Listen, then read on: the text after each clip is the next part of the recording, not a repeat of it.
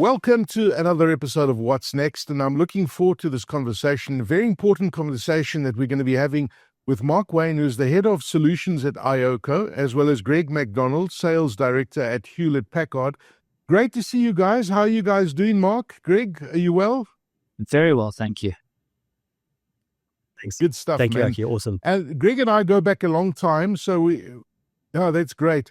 I mean, I've known Greg for some time in the industry, and we've seen certain changes happening, and we are seeing massive changes happening again. But, we often talk about resets that happen and technologies that change and shifts that change. And sometimes organizations aren't always prepared for those shifts. So when we talk about the great VM reset, what exactly does that mean for organizations still deeply invested in traditional virtualization models, and what are the rising pressures and market shifts happening at the moment, Greg? Is it a massive shift that's going on there, and can you explain it to us? Yeah, I think there's certainly a lot of pressure in the market today. We saw a lot of economic shock pressure coming from traditional virtualization vendors. We're seeing a lot of cloud costs on the rise as well. I think, when you talk about operational sort of shock as well, that's been a huge challenge for customers. Tooling is complex today. There are siloed teams within customers as well as internal risks. And then obviously from an architecture point of view, there's a lot of what we call drag and modernization efforts that are hampering the pressure in the customer as well. And then finally, when we talk about AI pressure in the sort of market, where does the workload sit? How does it sort of fit? And so when we bring these four concepts together, customers under significant sort of pressure inside their businesses to evaluate where and how workloads should be placed, or how they should be modernized, or how they should be operated. Mark, what's your view here? Have you seen anything from your side? From my side, what we're seeing is the majority of organizations are adopting a hybrid model. It is not only local, it's also an international trend. Most predictions are that 90% of large organizations will be running hybrid platforms. We often talk about hybrid by design, or designing for hybrid, which is a very flexible strategic operating model. So yeah, we are seeing it in the industry. People need to be mobile. Organizations need to be flexible. They need to be able to rapidly change. In an uncertain world, 5 years is a long time. Yeah, it certainly is, and I think this change is coming at us faster than we think. And we've seen it. It's been like a tsunami, guys, heading our way. Guys are looking at this and saying, well, what do we do now? Mark, you mentioned the hybrid by design cloud foundation. We've known about hybrid for a while, but what does it actually look like in practice, and why is it so critical for modern enterprises? I'm thinking flexibility and agility immediately, but, why is it so important? It is important to avoid I will say, a common trap regarding vendor lock-in, lack of mobility.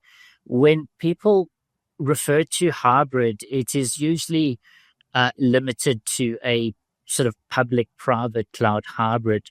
The hybrid by design, or designing for hybrid model, really involves multiple private clouds or multiple public clouds, supporting mobility, supporting flexibility, supporting best fit.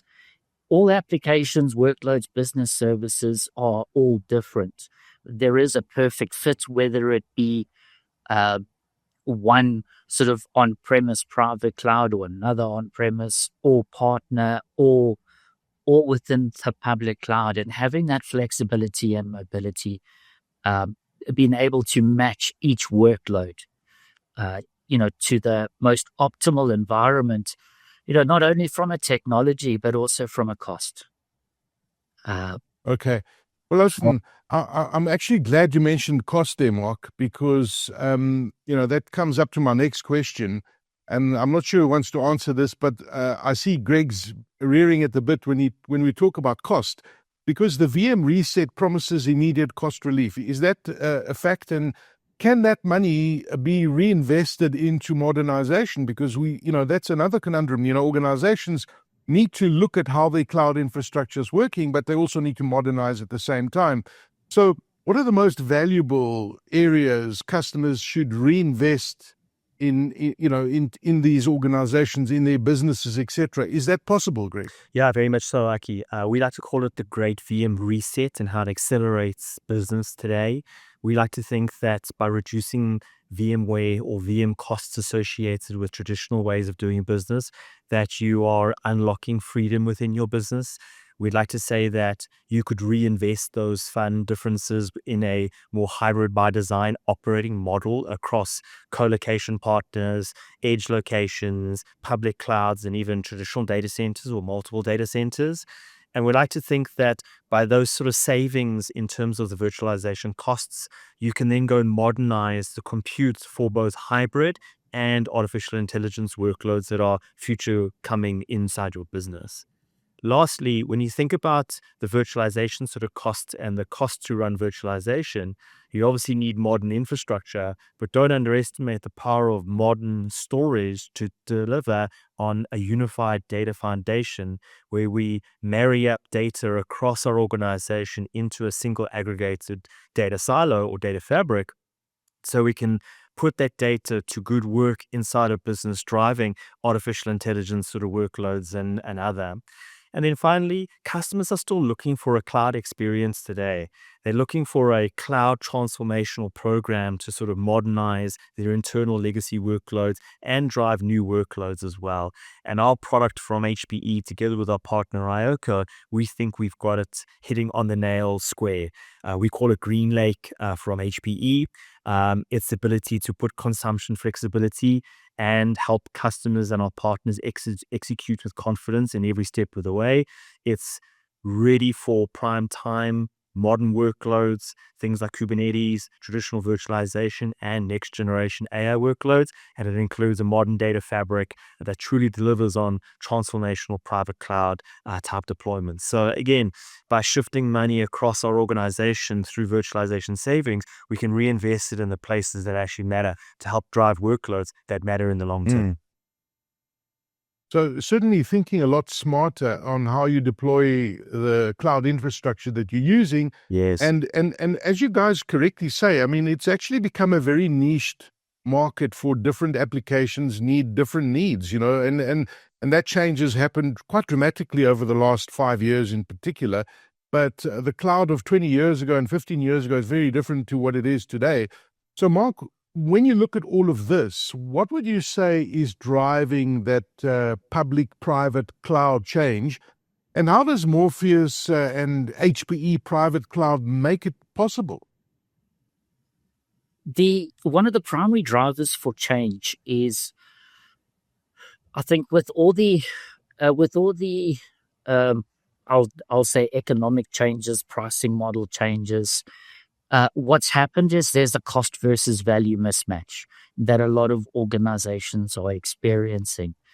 There are risks associated with with that change, but the primary driver is there was a strategy selected, and that strategy has sort of blown away the cost versus value model, and that really is one of the largest drivers for change we see. The value is not to be understated. The value is flexibility, mobility, etc. It's not just sort of price only. The HPE portfolio, which we're discussing, is there's sort of two components to it. One is Morpheus. The best way to describe Morpheus is it is a technology abstraction layer. So this is the layer which enables, I'll say, hybrid platform environments. That could be multiple public clouds, multiple on-prem private clouds. It is, it abstracts that in a way that it simplifies compliance, governance, security, the controls and operations. So that is the enabler. HPE VM Essentials, with the changing market as a partner, we were looking for, let's say, a broader portfolio. While we chose HPE VM Essentials is because HPE is a global organization with global support. There are many sort of competitors out there. What separates them is the maturity of the support structure. The other reason is it's per socket based licensing, and that is not to be the impact of that on costs, both environmental and licensing cost is very attractive. It's out of the box. It's designed to sort of coexist and co-manage with VMware, which I think is sort of part of the VM reset. And when paired with Morpheus, it becomes, the opportunity is it coexists with your entire environment and adds another hybrid layer. So you have that versatility and that flexibility to be able to put workloads where they belong, from an organizational perspective. So that is that's the value. Mark, let me put some numbers against what you're saying here, just to provide some sort of context. We're seeing up to 90% license savings with HPE Morpheus software, with HPE native runtimes in comparison to traditional virtualization sort of. Wow. When you go and marry up this reduction in virtualization costs, we're using our technology, and you go and modernize your compute conversation with your customer, where you have fewer servers with much higher density, we save a lot more on power and cooling. We're seeing up to a 26-to-1 server consolidation with the new technology platforms coming from Intel and AMD on ProLine Generation 12 systems. And when we look at that power saving specific number, it's in the region of between 50 and 85% of power savings. So when we talk about a 90% saving on the licensing side of stuff and a power saving of between 50 and 84, these are immediate savings that could be used to help simplify and modernize other areas of the business. And these are not simple numbers to sort of go and throw out of the window. They're quite material. And that's what we're here to talk to you about today, is how does iOCO together with HPE drive these modernization conversations using HPE IP like Morpheus software and our server platform. Yeah. And of course, we cannot understate the importance of sustainability, right? I mean, you've just touched on two important things, just the energy savings. You look at those 2030 targets that, organizations put onto their balance sheet, not only their balance sheet, but their reporting structure to say that, we know our emissions are X, we are saving this amount of energy, and we are a lot more efficient. And at the end of the day, it really is a reporting on a high level in an organization. So all of those small things make a difference, and sustainability cannot be understated in the bigger picture. So would you guys say, and I'm trying to understand Morpheus here and the role that Morpheus play, is it fair to say that Morpheus is like the conductor of the orchestra? He basically controls everything. Is that a fair analogy to describe Morpheus? That is a very fair analogy to describe Morpheus, yes. Okay, fantastic. Okay, so you see now my classical music background is coming through. I'm just kidding. So this is great, and it sounds like it's a no-brainer for organizations to be really looking at this very seriously. I mean, it's right there, the cost savings, the functionality, the flexibility that it adds to an organization. Somebody that's watching this, an organization that's watching this, how do they start this journey? How would an organization begin to really start simplifying and optimizing their cloud journey? Sure.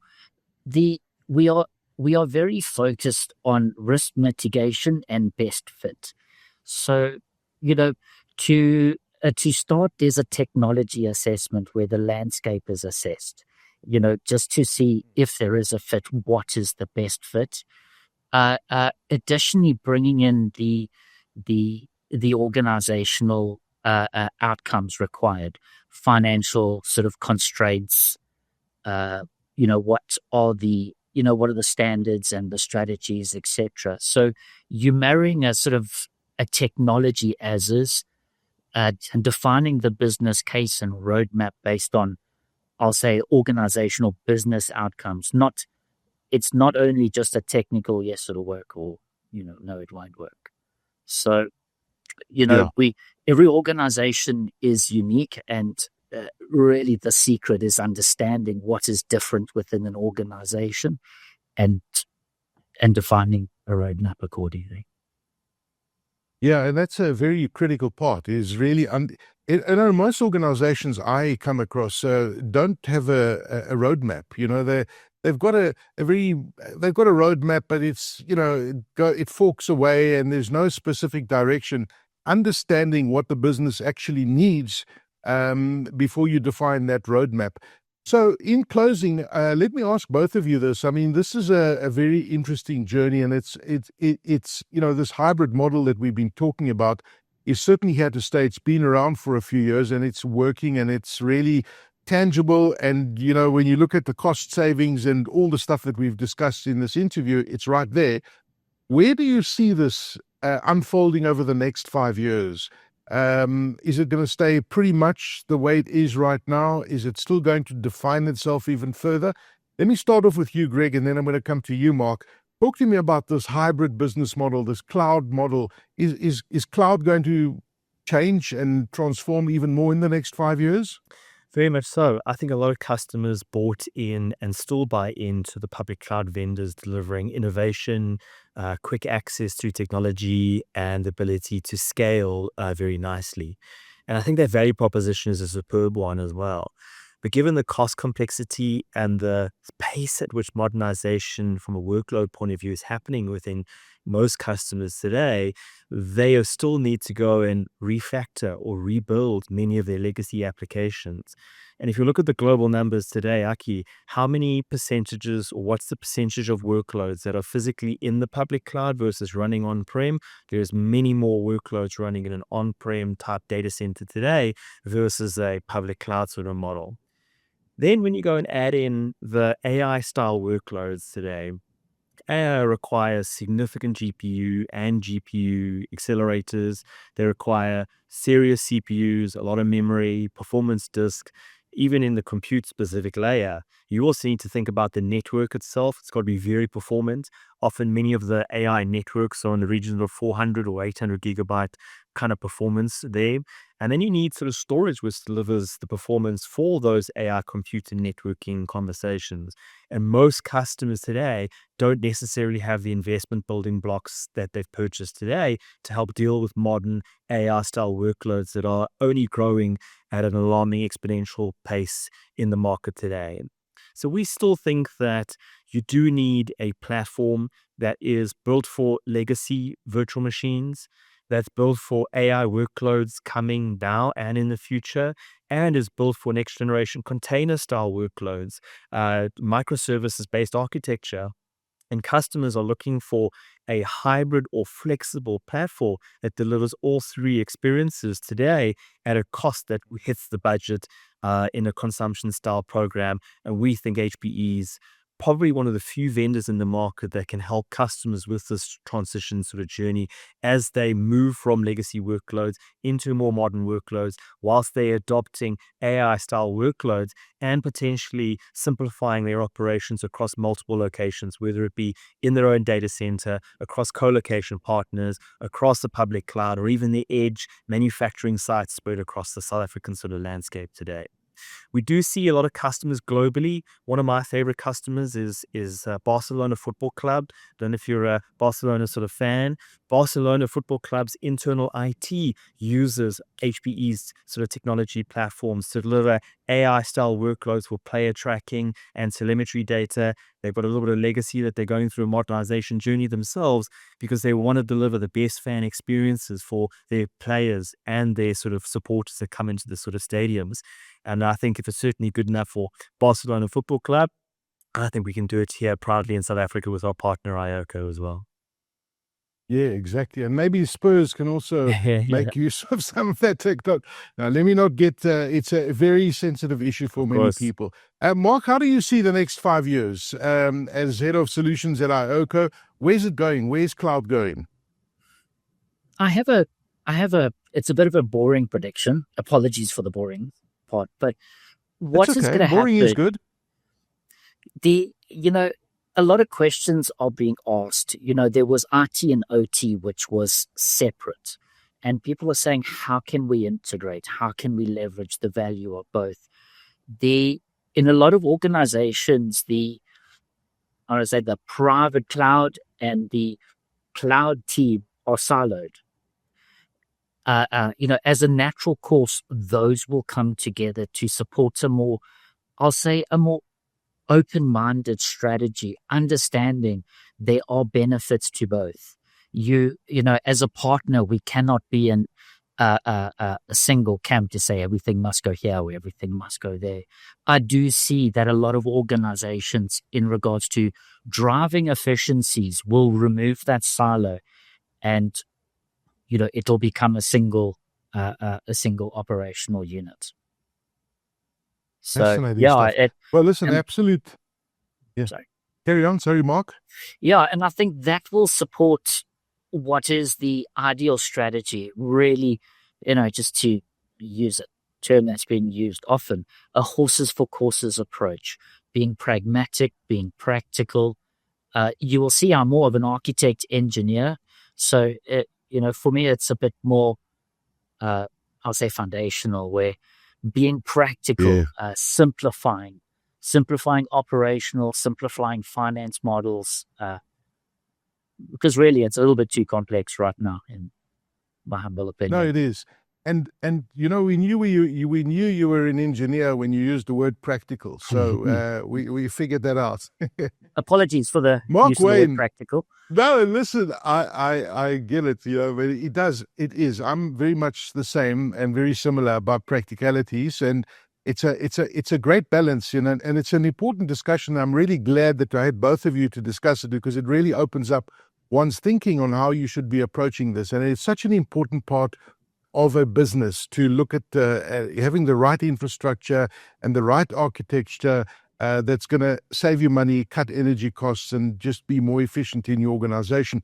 So Mark Wayne, who's the head of solutions at iOCO, Greg McDonald, sales director at Hewlett Packard Enterprise. Great to have you both. Thank you very much for your time, guys. Thank you, Aki. Thank you really very appreciate much. it.